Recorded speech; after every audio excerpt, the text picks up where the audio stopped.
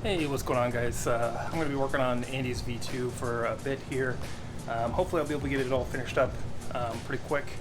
I've been really busy with other stuff. I'm kind of rearranging the basement. I got the cats, and I got this mouse problem, and just 2020 in general has been rough. Anyway, yeah, back to the V2.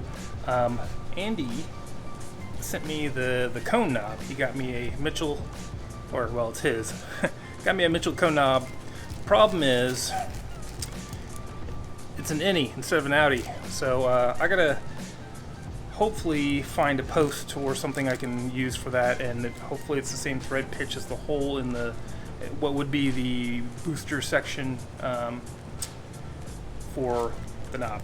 So I'll probably go to that. Well, I'll have to go to the hardware store eventually and pick up the little threaded piece, and hopefully it fits both pieces.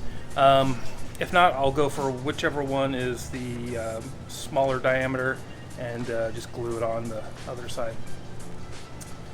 Yeah, so let me unclog the hole because it's got some paper towel shoved in it right now.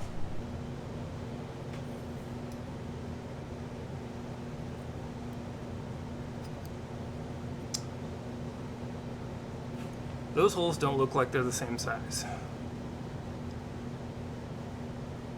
But that's okay, this one's bigger. I can get one that fits in here and then just stick this over the end of it.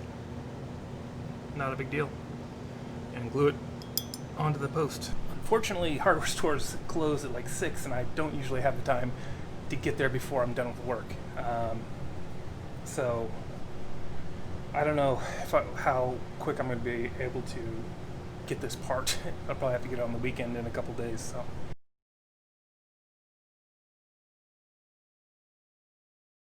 Alright, went to the hardware store and I got the merchandise, which is one tiny little screw. Anyways, I'm gonna get this put in. I'm gonna get it glued and mounted up and whatnot, and get this part out of my hair so it's done and out of the way.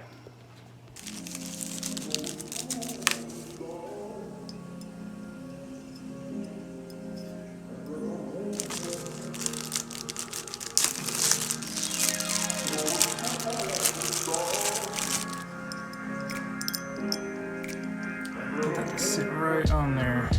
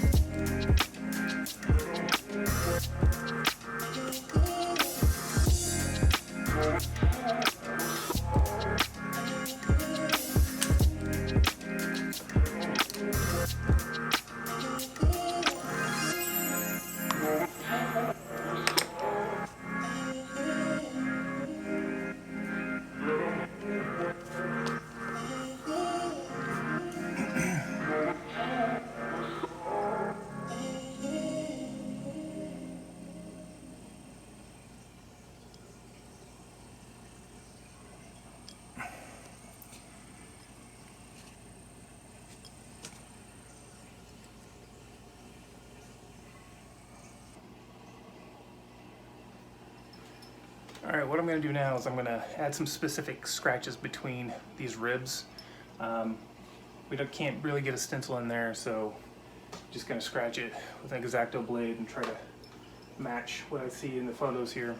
And then the other thing I got to do is the bottom side of the emitter pieces. are all black from being sprayed, but we know that they're not solid black. So I got another photo in here that shows kind of a bottom-up view. Yeah. So this photo here shows the bottom side kind of looking, up, so we can see the bottom of the emitter here, and I'll be able to make it not just solid black. I'll be able to add those scratches and scrapes, hopefully to resemble what we see in this very low-res photo.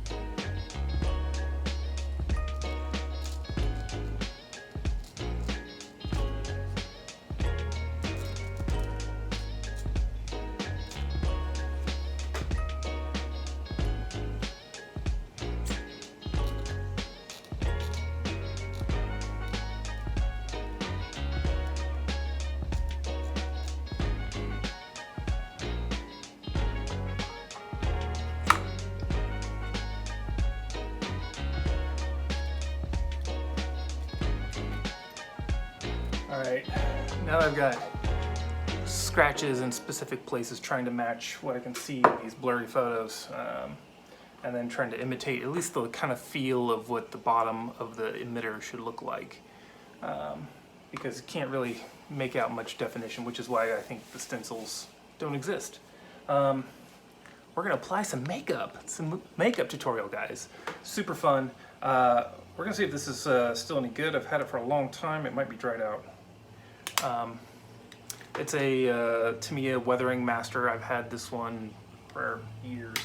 I use it for model kits, like plastic model kits. I've built a few X-Wings and used that for some rust streaking and some other little shiny metal showing through and stuff. And pretty good stuff, but the problem is it does kind of wipe off. So it works out well in these crevices between the, in the ribs here, because you're not going to really easily get your fingers in there. So I'm going to apply some of that using the little applicator that comes with it, which is like a little foamy thingy here, and it's got a brush on the other end, so you can brush off any excess.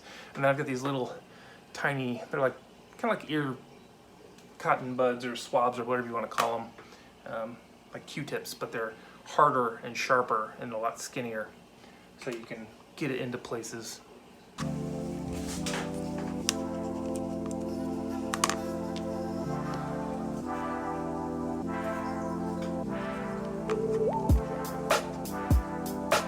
Hey, look at that.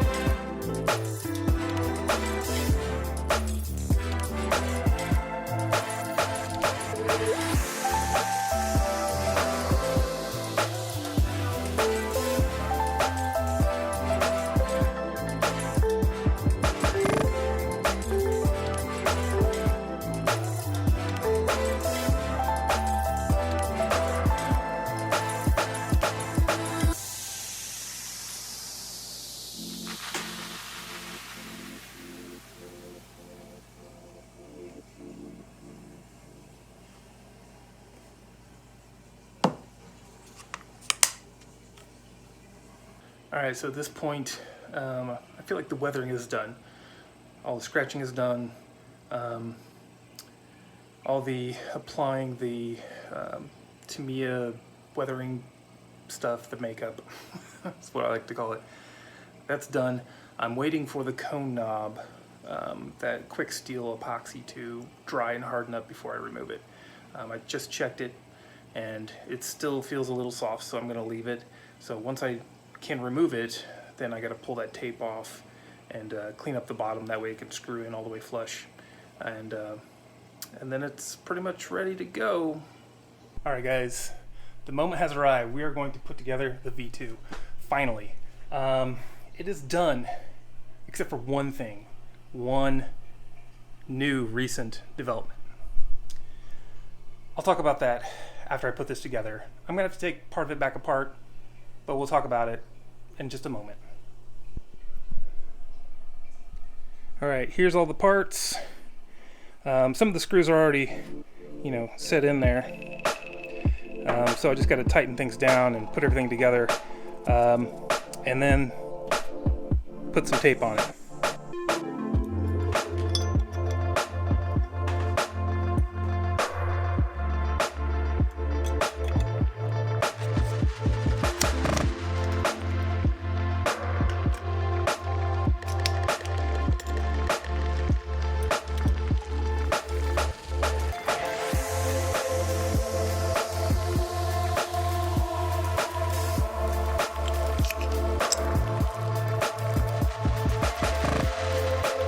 Alright, trying to put that emitter together is a total pain in the ass.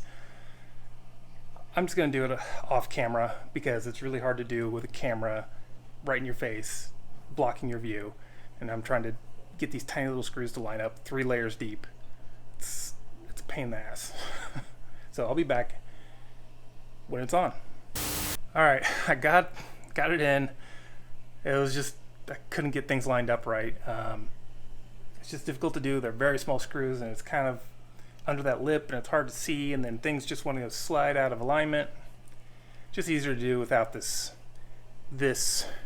in my face, I tried to show everything, but that was just a pain in the butt to do with an obstacle in front of you. Alright, I just got to put this on the rest of it and then throw some tape on it.